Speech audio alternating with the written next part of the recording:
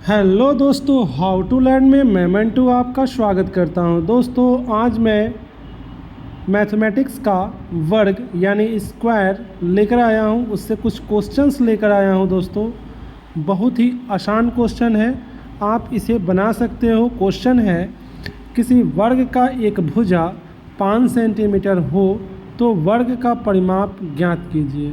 दोस्तों आप वर्ग देख रहे हो, परिमाप देख रहे हो और भुजा वाला सूत्र जो है देख लेना परिमाप में, तो आप इस सवाल को सॉल्व कर पाओगे। जैसे कि फर्स्ट नंबर सवाल का हो जाएगा, वर्ग का परिमाप पूछ रहा है, सीधा वर्ग का परिमाप लिख लो। वर्ग का परिमाप, वर्ग का परिमाप लिखने के बाद तुरंत बाद आप सूत्र लिखोगे 4 इंटू भुजा। क्या लिखोगे? 4 इंटू भुजा। और भुजा के जगह पर कितना का मान लिखोगे? 5 सेंटीमीटर भुजा दिया हुआ है तो 5 सेंटीमीटर लिख लोगे। और इसको गुना करोगे तो 4 पचे कितना हो जाएगा? 20 सेंटीमीटर। ये रहा आपका आंसर। तो दोस्तों पहला नंबर सवाल बन चुका है। दूसरा नंबर सवाल क्या है वो देखिए।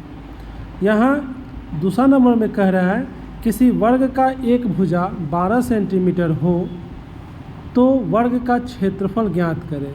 दोस्तों बहुत ही आसान है, वर्ग और क्षेत्रफल तो देख ही रहे हैं। वर्ग का क्षेत्रफल हमें ज्ञात करना है तो सीधे हम वर्ग का क्षेत्रफल लिखेंगे और भुजा के उपलक्ष्य में देखेंगे, भुजा के रूप में देखेंगे वर्ग का क्षेत्रफल। देखिए दोस्तों हम यहाँ वर्ग का क्षेत्रफल लिख लिए और वर्ग का क्षेत्रफल होता है भुजा का होल स्क्वायर। भुजा का होल स्क्वायर, तो भुजा का वैल्यू कितना दिया हुआ है? 12 सेंटीमीटर। तो आप लिख लोगे भुजा की जगह पर 12 सेंटीमीटर और जैसे होल स्क्वायर है वैसे कर लोगे। 12 को 2 बार लिखोगे, 12 सेंटीमीटर और 12 सेंटीमीटर, वो भी गुना में। ठीक है, वो भी किस में? गुना में लिखोगे दोस्तों। गुना में लिख लिए 12 सेंटीमीटर। अब 12 में 12 से गुना करोगे तो आ जाएगा 144 सेंटीमीटर। और सेंटीमीटर सेंटीमीटर सेंटीमीटर स्क्वायर हो जाएगा। वैसे भी क्षेत्रफल का मात्रक स्क्वायर में होता ही है। आशा करते हैं दोस्तों आपको समझ में आ गया होगा। तीसरा नंबर सवाल क्या है वो देख लीजिए। तीसरा नंबर सवाल कहता है, किसी वर्ग का एक भुजा 13 सेंटीमीटर हो तो वर्ग का विकर्ण ज्ञात कीजिए।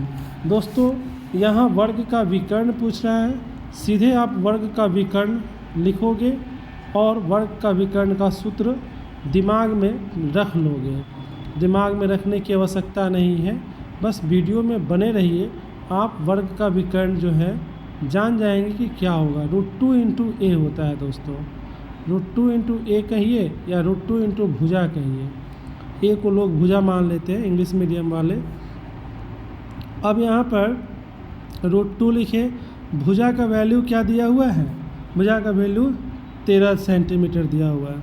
बस 13 सेंटीमीटर आप लोग को लिख लेना है और 13 को इधर कर लेना है और रूट को इधर कर लेना है। बीच में गुना का चिन्ह रहेगा ही, डॉट को गुना कहेंगे। अब यहाँ पर इतना सेंटीमीटर आंसर हो जाएगा। अब हमारा चौथा नंबर सवाल क्या है वह देखिए।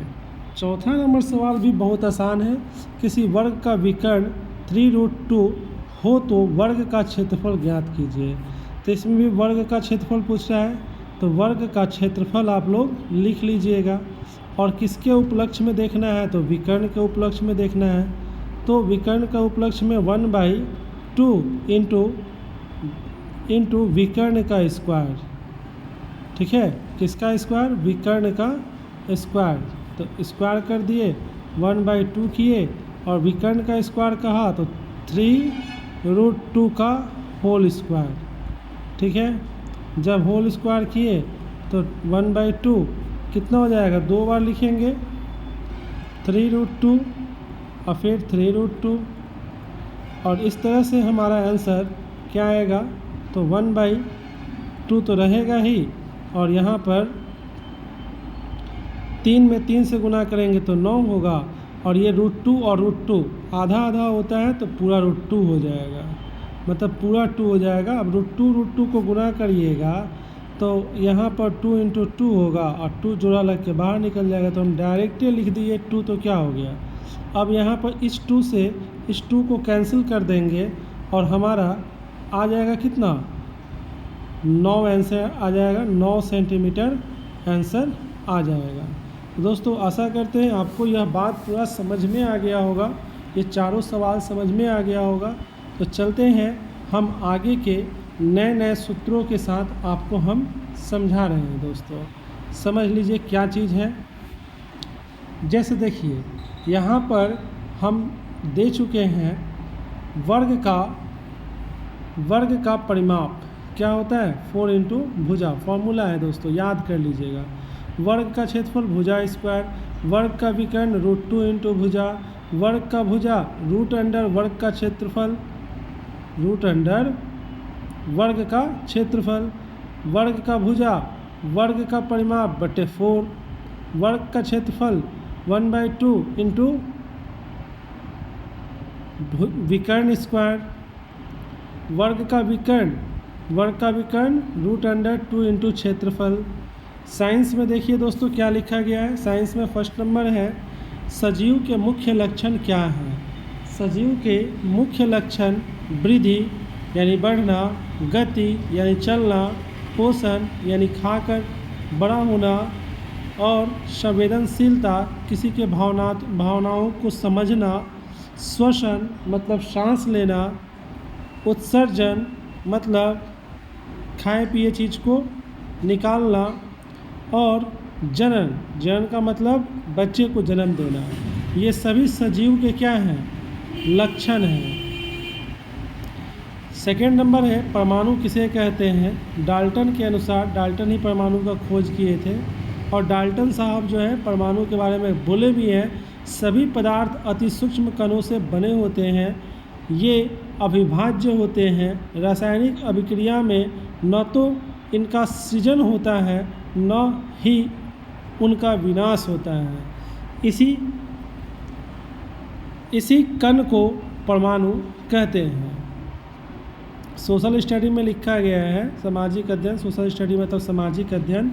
दोस्तों स्पेलिंग ज़रूर याद कर लीजिएगा विषय का, नहीं तो टॉप होइएगा तो सबसे पहले स्पेलिंग ही पूछेगा आपके विषय का। अगर नहीं बता पाइएगा तो सीधे टॉप से बिलो पर ला के रख देगा।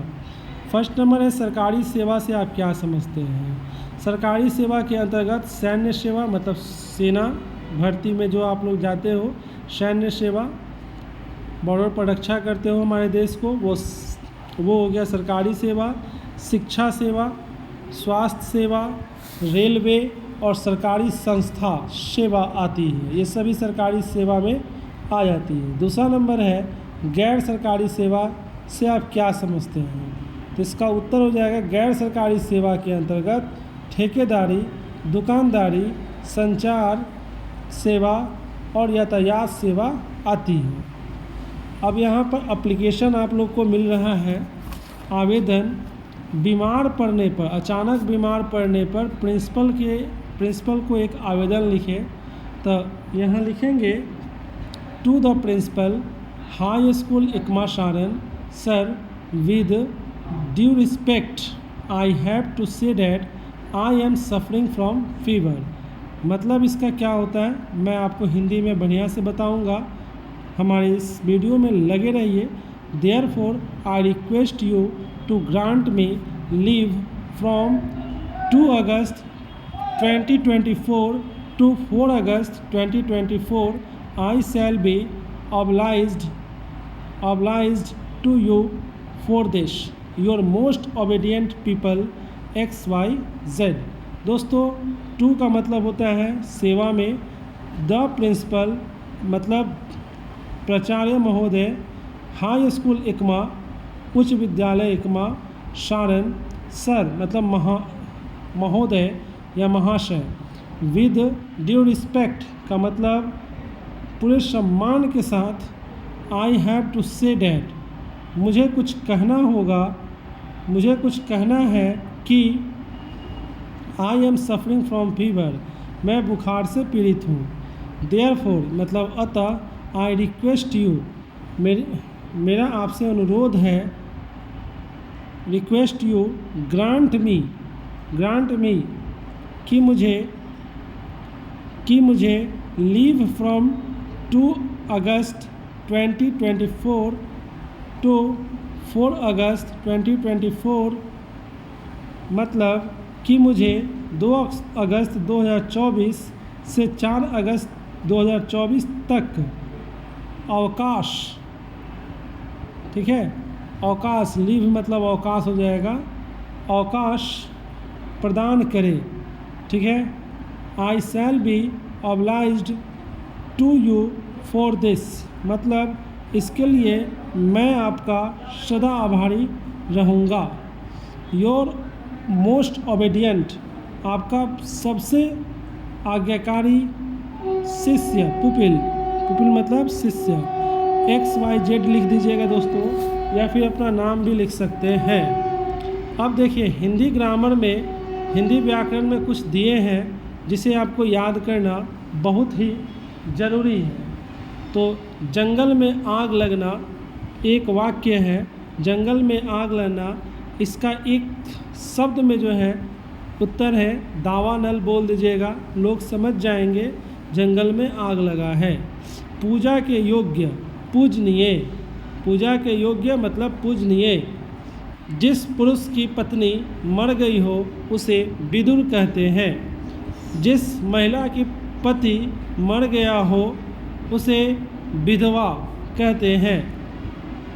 जिसके आने की तिथि न मालूम हो उसे अतिथि कहते हैं। दोस्तों, यदि आपको हमारा यह वीडियो अच्छा लगा तो प्लीज़ लाइक का बटन दबाएं और अपने दोस्तों में शेयर भी कर दें। Take care, bye bye, see you again, thanks for watching my videos.